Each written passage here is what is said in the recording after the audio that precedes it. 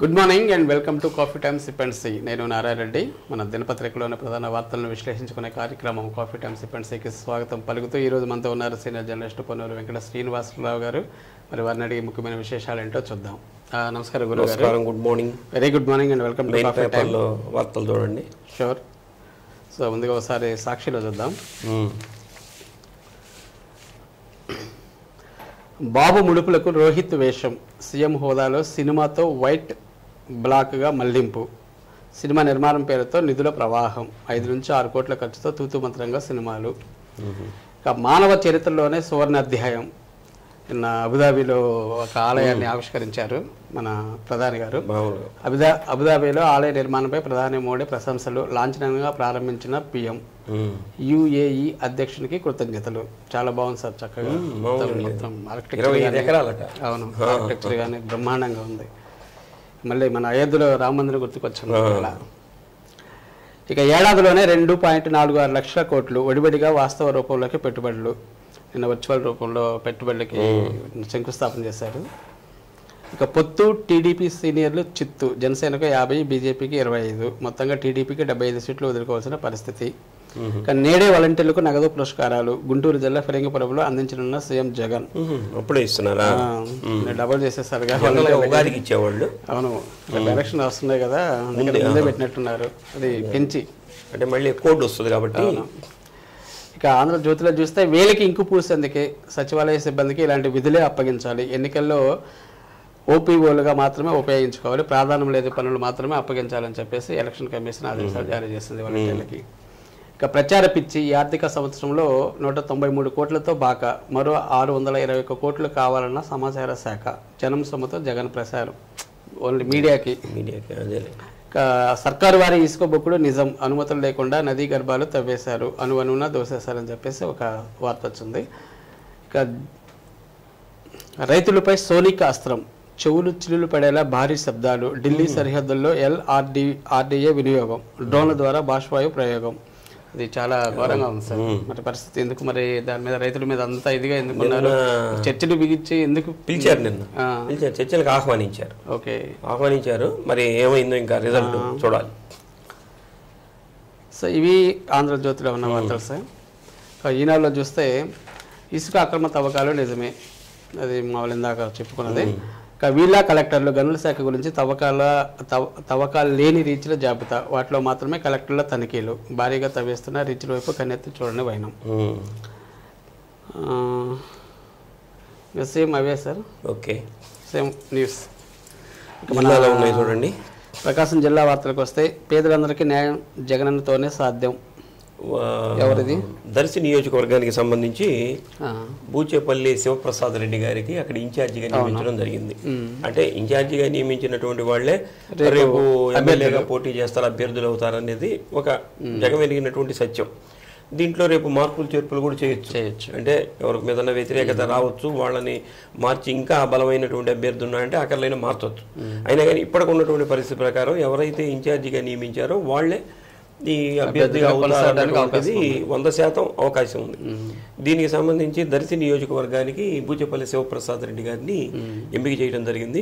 ఇప్పటికే బూచేపల్లి శివప్రసాద్ రెడ్డి గారు, వారి అమ్మగారు జడ్పీ చైర్పర్సన్ బూచేపల్లి వెంకయ్యమ్మ గారు ఇప్పటికే ఇంటింటికి తిరిగేటటువంటి ఇంటింటికి శివన్న అన్నటువంటి కార్యక్రమంతో ప్రచారాన్ని కూడా ప్రారంభించారు వాళ్ళు. అయితే దర్శిలో పార్టీ కార్యాలయాన్ని, వీళ్ళ పార్టీ కార్యాలయాన్ని, అంటే ఇప్పుడు వీరికి ఇన్ఛార్జి పదవి ఇచ్చారు కాబట్టి గతంలో కూడా ఉండుంటుంది, అయినా కానీ వీళ్ళకి సంబంధించినటువంటి కార్యాలయాన్ని నిన్న ఏర్పాటు చేశారు. దానికి సంబంధించి ఇన్ఛార్జి మంత్రి మేదుగు నాగార్జున గారిని, అలానే ఇప్పుడు ఇన్ఛార్జి మనకి చెవిరెడ్డి భాస్కర్ రెడ్డి గారిని, మంత్రి మన మాజీ మంత్రి వర్యులు బాలినేని శ్రీనివాసరెడ్డి గారిని, వీరిని కూడా ఆహ్వానించారు. ఆహ్వానిస్తే నిన్న అది ప్రారంభోత్సవాన్ని బాలినేని శ్రీనివాసరెడ్డి గారు చేయటం జరిగింది. ముఖ్యంగా ఏమిటంటే ఎవరినైతే అభ్యర్థులుగా ఇక్కడ ఎంపిక చేశారో వారికి అందరూ కూడా మద్దతుని ఇచ్చి గెలిపించాల్సినటువంటి బాధ్యత మనందరి మీద కూడా ఉంది. కాబట్టి పేదలందరికీ సమన్యాయం చేసేటటువంటిది జగన్మోహన్ రెడ్డి ప్రభుత్వమే. అంటే ఎటువంటి పార్టీలు చూడకుండా, ప్రాంతాలు చూడకుండా కులాలు మతాలు ఇవన్నీ చూడకుండా అందరికి కూడా ఎవరికైతే అర్హులై ఉంటారో వాళ్ళందరూ కూడా సంక్షేమ పథకాలు జగనన్న ప్రభుత్వంలోనే అందుతున్నాయి అన్నటువంటి విషయాన్ని బాలినేని శ్రీనివాసరెడ్డి గారు చెప్పడం జరిగింది. బూచేపల్లి ఫ్యామిలీకి ఆ నియోజకవర్గంలో మంచి పేరు కూడా ఉంది. అంటే గతంలో సుబ్బారెడ్డి గారు ఇండిపెండెంట్గా కూడా వేసినటువంటి ఘనత ఈ ఫ్యామిలీకి ఉంది. కాబట్టి రాబోయే ఎన్నికల్లో ఏదన్నా ఉన్నా పక్కన పెట్టి అభ్యర్థి గెలుపు కోసం మనందరం కూడా కృషి చేయాలని చెప్పి బాలినేని శ్రీనివాసరెడ్డి గారు అందరికి పిలుపునిచ్చారు. రైట్, మంచిది. ఎట్లయితే శివరెడ్డి భాస్కర్ రెడ్డి గారితో మొదటి అయితే దీంట్లో ఇంకొక చిన్న ట్విస్ట్ ఏంటంటే నిన్న ఎంపీ మాగుంట శ్రీనివాసరెడ్డి గారిని పిలవలేదు.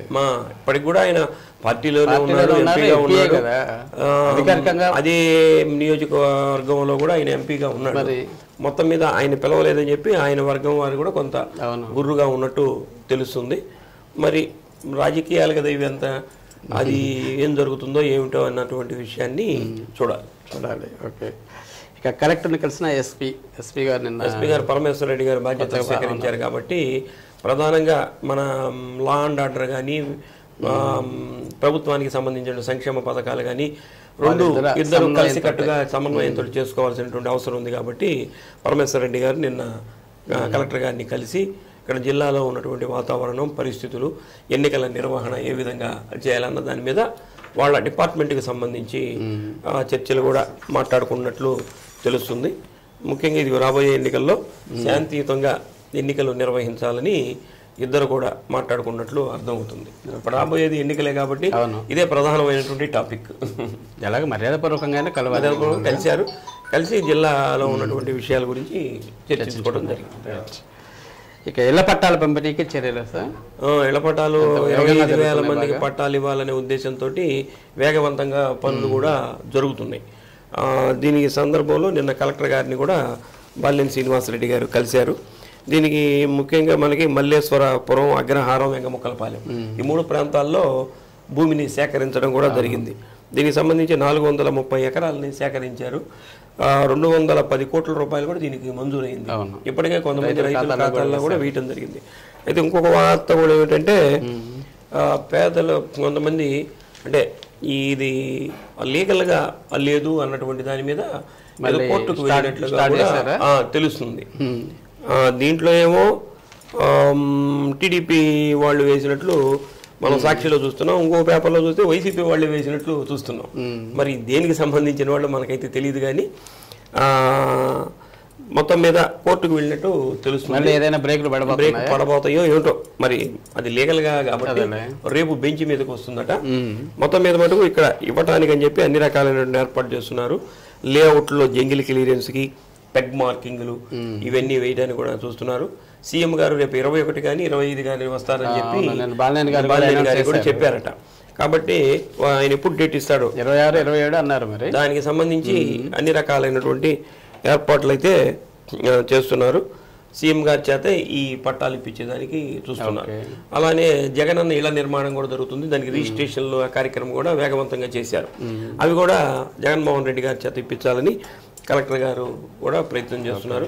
నిన్న ఈ ప్రాంతాలను కూడా పరిశీలన చేశారు. ఎక్కడైతే భూములు సేకరించారో అక్కడ ఏ విధంగా పనులు జరుగుతున్నాయి అన్నటువంటి దీన్ని కూడా పరిశీలన చేయడం జరిగింది. ఓకే, ఇక కోడి పుంజులు కావాలి సార్, ఇదే విచిత్రంగా ఉంది. ఇది కూడా బాగుంది. కోడి పుంజులకి కోడి పందాలు వేస్తారని విన్నా, కానీ కోడి పుంజులకి పందాలు పెడతారని వాటికి కూడా అదేమంటారు అందాల పోటీలు అంటల్లా. అందాల పోటీలు జనరల్గా మనకు ఆవులకి నిర్వహిస్తారు. ఆవులకి కోడి దూడలకి నిర్వహిస్తారు. అది తెలిసినటువంటిదే, చాలా రోజులు అనాదిగా ఉంది. మరి ఇప్పుడు అందాల పోటీల కోడి పుంజుల అందాల పోటీలట కేరళ రాష్ట్రంలోని పడక్కలూరులో నిర్వహించినట్టు ఆల్ ఇండియా కోడి పుంజుల అందాల పోటీ ఆల్ ఇండియా లెవెల్లో చేస్తే మన గిద్దలూరు వాసి అయినటువంటి తరుణ్కి చెందినటువంటి 2 పుంజులకి ఈ అవార్డులు దక్కినాయి అంట. 2 పుంజులకి 27 నుంచి 30 ఇంచులు, అంటే వీటి వయసుతో సంబంధం ఉండదు కావాలి, ఎత్తు ఇంచులు 27 నుంచి 30 ఇంచుల పొడవైనటువంటి చిలక ముక్కు కలిగినటువంటి, మళ్ళీ దీంట్లో కూడా చిలక ముక్కు కలిగినటువంటి మా పర్లా జాతి కోడి పుంజులు అటివి. వీటికి చేస్తే తృతీయ బహుమతి మన జిల్లా కోడి పుంజులకి రావడం జరిగింది. జనరల్గా ఏమిటంటే ఎక్కడ ఎడ్ల పందాలు ఇవన్నీ జరిగినా సరే ఒంగోలు జాతి ఎద్దులకి అందాల పోటీలో బహుమతులు వస్తాయి. అలానే ఇప్పుడు కోడి పుంజులు కూడా మన జిల్లా నుంచి వచ్చిందంటే మన జిల్లా మొత్తానికి నిన్న విద్యార్థులు కూడా జేఈలో మంచి ర్యాంకులు సాధించారు. అలానే మన జిల్లాలో ఉన్నటువంటి మనుషులే కాదు ఈ పశుపక్షాదులు కూడా బహుమతులు సాధించడం అనేది ఆనందకరమైనటువంటి విషయం. అసలు కోడి పుంజులకు అందాల అవార్డులు పెట్టాలనే ఆలోచన రావడమే చాలా గొప్ప విషయం. ఎందుకంటే వాటితోటి కోడి పందాలు వేసి జీవహింస చేసే కంటే ఇలాంటి బ్రహ్మాండం ప్రోత్సాహం ఉంటుంది బాగా వాటికి కూడా. సార్ మరి వార్త మహనీయుడు దామోదరం సంజీవయ్య గారు అంటే మన ఉమ్మడి రాష్ట్రంగా ఉన్నప్పుడు తెలంగాణతో కలిసి ఉన్నప్పుడు ఆయన మొట్టమొదటి దళిత ముఖ్యమంత్రిగా పనిచేయడం జరిగింది. కాబట్టి ఆయన ఉన్నటువంటి హయాంలోనే పేద బడుగు బలహీన వర్గాల వారి కోసం ఈ పెన్షన్ విధానాన్ని పెట్టాం కదా. ఇప్పుడు ఈ పెన్షన్ విధానం ఆయన హయాంలోనే స్టార్ట్ చేశాట. అప్పుడు ఆయన దార్శనికుడు దానికి సంబంధించినటువంటి ఈ పెన్షన్ ఇవ్వడానికి. అలానే సాగునీటి ప్రాజెక్టుల నిర్మాణం, సాగునీటి ప్రాజెక్టులకి కనుక ఏర్పాటు చేస్తే రైతులకి తాగునీటికి సాగునీటికి ఇబ్బంది ఉండదు అన్నటువంటి దార్శనికుడు కూడా ఆయనేనట. కాబట్టి నిరాడంబరమైనటువంటి జీవితాన్ని గడిపినటువంటి అటువంటి ఆయన.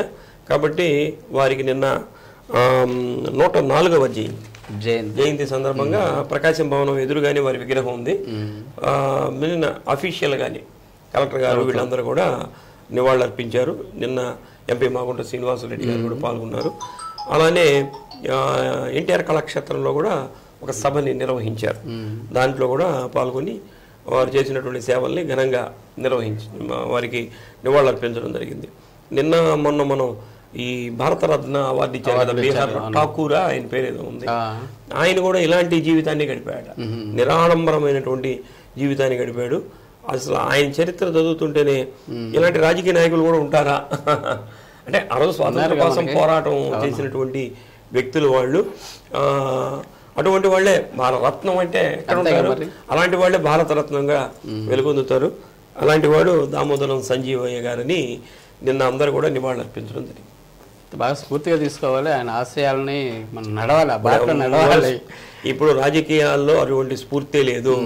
గతంలో పలాని నియోజకవర్గంలో ఎవరన్నా లాయర్ ఉన్నాడా, ఎవరన్నా డాక్టర్ ఉన్నాడా, ఎవరన్నా సంఘ సేవకుడు ఉన్నాడా, సేవా తత్పరులు ఎవరున్నారు, బాగా వాళ్ళ జీవితాన్ని అర్పించినటువంటి వాళ్ళు ఎవరున్నారు అన్నటువంటిది చూసి ఒక రాజకీయ ఈ నియోజకవర్గంలో నిలబెట్టేవాడు. ఈరోజు ప్రతి రాజకీయ పార్టీ తీసుకున్న గెలుపే మంత్రంగా వెళ్తున్నారు. గెలుపే మంత్రం, డబ్బు ఎవరి దగ్గర, నువ్వు ఎంత ఖర్చు పెట్టగలవు అని అడుగుతున్నాడు. అసలు రాజకీయాల్లోకి ఓటు హక్కు వినియోగించుకోవడానికి డబ్బులతో అవసరం ఏంటి? ప్రాథమికమైనటువంటి ఖర్చులు, నామినేషన్ చేయడానికి ఇంత, కొంత ప్రచారానికి పలానాయన నిలబడ్డాడు కాబట్టి వీళ్ళందరికీ ఓటు వేయండి అని చెప్పడం అడగటానికి కొంత ఖర్చు. దీనికి కోట్ల రూపాయలు ఎందుకు ఖర్చు అవుతుందో, అసలు ఈ నియోజకవర్గం కానటువంటి వాళ్ళు ఎందుకు తీసుకొచ్చి నిలబెడుతున్నారో కూడా అర్థం కానటువంటి పరిస్థితి కూడా నెలకొంది. ఒక పార్టీ అని కాదు, అన్ని పార్టీలు కూడా వాళ్ళది ఏమిటంటే సేవే మంత్రం కాదు, గెలుపే మంత్రం అన్నటువంటి వాళ్ళే స్పష్టంగా చెబుతున్నారు. కాబట్టి మనం ఎవరిని చేయాల్సినటువంటి అవసరం లేదు. ఇది ప్రజలలో చైతన్యం రావాలి ప్రజల్లో. అందుకనే ఓటు అన్నది వజ్రాయుధం అని చెప్పి ప్రజాస్వామ్య వ్యవస్థలో ఓటు అన్నది వజ్రాయుధం అని చెప్తున్నారు. కాబట్టి దాన్ని నిక్కచ్చిగా ఉపయోగించుకుంటే మనకి మంచి ప్రజాస్వామ్యంతో కూడినటువంటి పార్టీలు వచ్చేదానికి అవకాశం ఉంది. కానీ ఏది దొరకట్లేదు కదా, ప్రజల్లో చైతన్యం వచ్చినా కానీ ఒక మంచి అభ్యర్థిని ప్రజల్లో చైతన్యం రావడం లేదు. ముఖ్యంగా ప్రజల్లోనే ఇది చైతన్యం రావాలి. ప్రజల్లో చైతన్యం వస్తేనే మనం ప్రజాస్వామ్య వ్యవస్థ బాగుపడుతుంది. కులము మతము ఏమి ఉండకూడదు. అది రేపు రథసప్తమి సార్, ఏంటి దీని విశేషాలు? రేపు రథసప్తమి అంటే సూర్య జయంతి. అవును, సూర్యుడు ఆవిర్భవించినటువంటి సృష్టి ప్రారంభమైన తర్వాత సూర్యుడు కూడా మనకి వెలుగులు చిమ్మినటువంటి రోజు. ఈ రోజుని ఏం చేస్తారంటే అనగా సూర్య నమస్కారాలు చేయటం, సూర్య ఆరాధన చేయటం ఇవన్నీ జరుగుతుంది. తిరుమలలో ఒక ప్రత్యేకత ఉంది. 7 మనం బ్రహ్మోత్సవాల్లో 9 రోజులు బ్రహ్మోత్సవాలు జరుపుతారు, ఆఖరి రోజు రథోత్సవం జరుపుతారు. అంటే 9 రోజులు 9 వాహనాల మీద స్వామి వస్తాడు. అయితే మనం 9 రోజుల నుండి 9 వాహనాలు చూడాలి. కానీ తిరుమలలో ఏం చేస్తారంటే రథసప్తమికి 7 వాహనాల మీద ఒక రోజే వస్తాడు ఆయన. అంటే ఉదయం నుంచి సాయంత్రం వరకు ఒక్కొక్క వాహనం మీద వస్తాడు. అంటే 7 వాహనాల సేవలు ఒక రోజే చూసేటటువంటిది. అటువంటిది మనకి ఇక్కడ ప్రసన్న చెన్నకేశ్వర వారి దేవస్థానం ఉంది కదా, వాళ్ళు కూడా తిరుమలలో ఏ విధంగా చేస్తున్నారో ఇక్కడ కూడా అదే విధంగా రేపు అన్ని వాహనాలతోటి నగరోత్సవం చేయబోతున్నారు. దీంట్లో ఇంకో ప్రత్యేకత కూడా ఏమిటంటే దీన్ని రథసప్తమి అంటారు కాబట్టి మాగుంట శ్రీనివాసరెడ్డి గారు చెన్నకేశ్వర స్వామి గుడికి ఒక రథాన్ని కూడా చేయించారు ఈ మధ్యకాలంలో. 10-15 లక్షలు అయినట్లుంది. ఆ రథాన్ని కూడా రేపు ప్రారంభిస్తున్నారు. కాబట్టి ఇదే ఫస్ట్ టైం. కాబట్టి గతంలో ఎప్పుడో ఉంది పూర్వం, అదే ఆ రథం చెడిపోయింది. నాకు తెలిసినంతలో కూడా నేను ఎప్పుడు రథోత్సవం చూడలేదు నగరంలో. ఇప్పుడు కొత్తగా మాగుంట శ్రీనివాసరెడ్డి గారు చేయించారు. రేపు ఆ రథాన్ని కూడా ప్రారంభిస్తారు. కాబట్టి భక్తులు కూడా తిరుమల వెళ్ళలేనటువంటి వాళ్ళు ఇక్కడ చెన్నకేశ్వర స్వామి వారి గుడిలో స్వామిని దర్శించారు హ్యాపీగా. Okay sir. ఇక భక్తి శ్రద్ధలతో వసంత పంచమి. వసంత పంచమి అంటే సరస్వతీదేవి పుట్టినటువంటి రోజు. అంటే సరస్వతీదేవి అంటే మనకి జ్ఞానానికి సంబంధించినటువంటి అమ్మవారు. కాబట్టి ఏ విద్యార్థులైనా సరే అక్షరాభ్యాసం చేయిస్తారు. ఏ కులంలో ఏ మతంలో పిల్లలకు ముందు అక్షరాభ్యాసం అనేది చేయించాలి. కాబట్టి ఈ సరస్వతి మాత దగ్గర అక్షరాభ్యాసం చేయించడం అనేది ఆనవాయితీ, జ్ఞాన దేవత కాబట్టి. అందుకని ప్రతి స్కూల్స్లో కూడా సరస్వతి మాత విగ్రహాలు ఉంటాయి. నిన్న ఈ అక్షరాభ్యాస కార్యక్రమాల్ని ఘనంగా చాలా చోట్ల సరస్వతి శిశు మందిర్లో, కొన్ని దేవాలయాల్లో, స్కూల్స్లో, ఇలా స్కూల్స్లో కూడా ఇది ఏర్పాటు చేశారు. దీనికి ఒక మూల మంత్రం ఉంటుంది, ఓం నమ శివాయ సిద్ధం నమః అని. అంటే గతంలో అట్లా ఉండేది, బియ్యంలో రాయించేవాళ్ళు. కానీ ఇప్పుడు అది కూడా ఫ్యాషన్ అయిపోయింది కాబట్టి ఏబిసిడీలు రాయిస్తున్నారు. ఏదేమైనా సరే అక్షరాభ్యాసం అనేది నిన్నటి రోజు ఘనంగా నిర్వహించారు. ఏదో ఒక మంచి రోజు చూసుకొని. ఇక రౌడీ షీటర్లకు కౌన్సిలింగ్ అంటే సార్ రాబోయే ఎన్నికలను దృష్టిలో పెట్టుకొని నిన్న పరమేశ్వర రెడ్డి గారు బాధ్యతలు స్వీకరించారు ఎస్పీగా. ఈ రౌడీ షీటర్ల ఎవరెవరు ఉన్నారు మన జిల్లాలో, ఏ పోలీస్ స్టేషన్ పరిధిలో ఎవరున్నారు, వాళ్ళు ఇప్పుడు జీవన విధానం ఎలా ఉంది, వాళ్ళు మార్పు చెందారా, వాళ్ళు ఏదైనా కష్టపడి ఏదైనా పని చేసుకుంటున్నారా, వ్యాపారం చేసుకుంటున్నారా, మళ్ళీ లీగల్ అఫైర్స్లో పాల్గొంటున్నారా అనే దాని మీద ఒక నిఘాని కూడా ఏర్పాటు చేశారు. ప్రతి స్టేషన్ వారీగా ఉన్నటువంటి వాళ్ళని పిలవటం, వాళ్ళ యొక్క జీవన విధానాన్ని కనుక్కోవటం. వీళ్ళని ఒక్కోసారి ఏం చేస్తారంటే బైండ్ ఓవర్ కూడా చేస్తారు. బైండ్ ఓవర్ చేసి ప్రతిరోజు వచ్చి సంతకం పెట్టి వెళ్లే విధానంలో కూడా ఏర్పాటు చేస్తారు. మొత్తం మీద ఆ కదలికలు కూడా ప్రారంభమైనవి రాబోయే ఎన్నికల దృష్టిలో చేయాలి సార్. ఎందుకంటే రేపు హింసాత్మక ఘటనలు అవుతారు. అందుకని ఏంటంటే ఇది ఒకటి కూడా మంచిది. ఇప్పటికే చెక్ పోస్టులు కూడా ఏర్పాటు చేశారు. అంటే మద్యాన్ని అక్రమంగా తరలించకుండా, డబ్బుని అక్రమంగా తరలించకుండా, మొత్తం మీద ఈ భయం అయితే కొంత కలుగుతుంది వాళ్ళలో, ఇలాంటి చేసే వాళ్ళలో. అది భారత్ బంద్కి పిలుపండి సార్, ఎవరు ఇచ్చేది? భారత్ బంద్ అంటే గ్రామీణ బంద్కి రైతు సంఘాలు పిలుపునిచ్చాయి. ఇందాక మీరు అడిగారు కదా, ఇది హర్యానా నుంచి, హర్యానా బీహార్ నుంచి ఎక్కువ మంది రైతులు రావడం, ఢిల్లీని ముట్టడించేటటువంటి కార్యక్రమానికి శ్రీకారం చుట్టారు. అయితే ఢిల్లీ అనేది మహానగరం, ట్రాఫిక్ కూడా జామ్ అవుతుందట. దీనికి సంబంధించి అక్కడ ఉన్నటువంటి పోలీసులు డ్రోన్ల ద్వారా టీయర్ గ్యాస్ వదలటం. ఇప్పుడు ఏదో మీరు చెప్పారు కదా, అది కొత్తది. అంటే రణగణధ్వనులు వినిపించడం ద్వారా శబ్దాలు భరించలేక వెళ్ళిపోతారు. ఒకసారి మనకి ఇది కూడా పగిలిపోయడానికి అవకాశం ఉంటుంది. కాబట్టి ఇవన్నీ కూడా అది శాంతి భద్రతల్లో అవి ఒక భాగం. అయితే నిన్న కేంద్ర ప్రభుత్వం కూడా చర్చలకు వారిని ఆహ్వానించింది. ఇప్పటికే గతంలో 3 చట్టాలను తీసుకొచ్చారు. అవి కేంద్ర ప్రభుత్వం సంక్షేమ సంఘాలని చెబుతుంది, సంక్షేమ పథకాలని. వీళ్ళేమో అవి నల్ల చట్టాలు అంటున్నారు. మొత్తం మీద అప్పుడు కూడా ఒక సంవత్సరం పాటు చేశారు, కొంతమంది చనిపోయారు కూడా. అయితే మోడీ గారు ఇచ్చినటువంటి హామీతో విరమించారు. అయితే అవి ఇంప్లిమెంట్ కాలేదని వీళ్ళు మళ్ళీ ఇప్పుడు అంటున్నారు. ఇంప్లిమెంట్ కావట్లేదు. అదొకటి మినిమం సపోర్ట్ ప్రైస్ ఇవ్వాలి, దాన్ని ఒక చట్టబద్ధత చేయాలి. గతంలో దీనికి సంబంధించినటువంటి ఒక నిధి ఉండేది, ఒక నిధి, రైతు నిధి అనేది ఉండేది. దీన్ని ఏం చేస్తారంటే ఆ నిధిని అక్కడ పెడతారు. ఇప్పుడు రేటు తగ్గింది అనుకోండి, మళ్ళీ రేటు పెరిగినప్పుడు ఆ నిధికి మళ్ళీ దాన్ని జమ చేస్తారు. ఇటువంటిది ఉండేది. మరి ఇప్పుడు అది ఏమైందో లేదు మనకు తెలియదు. కానీ నిన్న మోడీ గారు ఆహ్వానించారు. మొత్తం మీద ఈ రైతు సంఘ నాయకులు ఏం చేస్తారో దానికి ఎలాంటి ముగింపు వస్తుందో చూడాలి. ఏదైనా అంత త్వరగా చేసుకుంటే మాట్లాడుతుంటే ఎందుకు తర్వాత రణరంగంగా చేసే తర్వాత మోడీ గారి దగ్గర చాకచక్యం ఉంది కాబట్టి నష్టమంతా జరుగుతుంది. అది ఓకే. ఇక మంత్రి నాగార్జున ఇంటి ముట్టినట్టు సార్ చివరిగా అంటే మెగా డిఎస్సిని ప్రకటించాలని చెప్పి కాంగ్రెస్ పార్టీ యువజన విభాగం ఆధ్వర్యంలో డిమాండ్ చేశారు. అవును, అది మెగా డిఎస్సి కాకుండా మినీ డిఎస్సిగా రిలీజ్ చేశారు. అంటే 6,100 పోస్టులతోటే రాష్ట్ర వ్యాప్తంగా రిలీజ్ చేశారు. మన జిల్లాలో కూడా 533 ఎన్నో ఉన్నట్టు తెలుస్తుంది. అంటే ఉభయ జిల్లాల్లో రెండు కలిపి ఉమ్మడి జిల్లా. కాబట్టి దీని మీద ఈ జిల్లాలో కూడా చాలా పోస్టులు ఉన్నాయట. అందువల్ల నిన్న మంత్రుల ఇళ్ళకి ముట్టడి చేసే కార్యక్రమాన్ని కాంగ్రెస్ పార్టీ యువజన విభాగం ఇచ్చిన పిలుపులో భాగంగా ఇక్కడ కూడా మంత్రి నాగార్జున గారు, జిల్లా మంత్రి గారు మన ఒంగోలులోనే ఉంటారు కాబట్టి వారింటిని ముట్టడించే కార్యక్రమాన్ని చేపట్టారట. వారు కూడా ఉన్నట్టున్నారు ఇంట్లో, వచ్చి వీళ్ళతోటి మాట్లాడారు. అది మన స్థాయిలో ఉండేటటువంటిది కాదు, ముఖ్యమంత్రి స్థాయిలో ఉండేటటువంటిది. కాబట్టి నిర్ణయాలు వాళ్ళు తీసుకోవాలి. కాబట్టి మీరు చేసినటువంటి డిమాండ్ని నేను వారి దృష్టికి తీసుకెళ్తానని చెప్పారు. ఏదైనా ఇప్పటికే ఆలస్యం అయిపోయింది, ఎందుకంటే నోటిఫికేషన్ కూడా వచ్చేసింది. నోటిఫికేషన్ వచ్చింది, టెట్ ఎగ్జామ్స్కి సంబంధించి అవి కూడా అప్లై చేసుకుంటున్నారు. కాబట్టి లేట్ అయిపోయింది. కాకపోతే ఏంటంటే నెక్స్ట్ మళ్ళీ ఏ ప్రభుత్వం వస్తే ఆ ప్రభుత్వం మెగా డిఎస్సిని ఇచ్చి నిరుద్యోగ సమస్యని తగ్గిస్తే. Okay sir, thank you very much sir. ఈరోజు ముఖ్యమైన అంశాల మీద చక్కటి విశ్లేషణ అందించారు. Thank you. మరి చూసారు కదండి ఈనాటి కాఫీ టైమ్స్ ఇప్పటిసీ కార్యక్రమం. తిరిగి రేపు ఉదయం 8:30 ఇదే కార్యక్రమంలో మరిన్ని తాజా వార్తలతోటి శ్రీ సత్య న్యూస్లో మీ ముందు ఉంటాం. చూస్తూ ఉండండి శ్రీ సత్య నెట్వర్క్. నమస్కారం.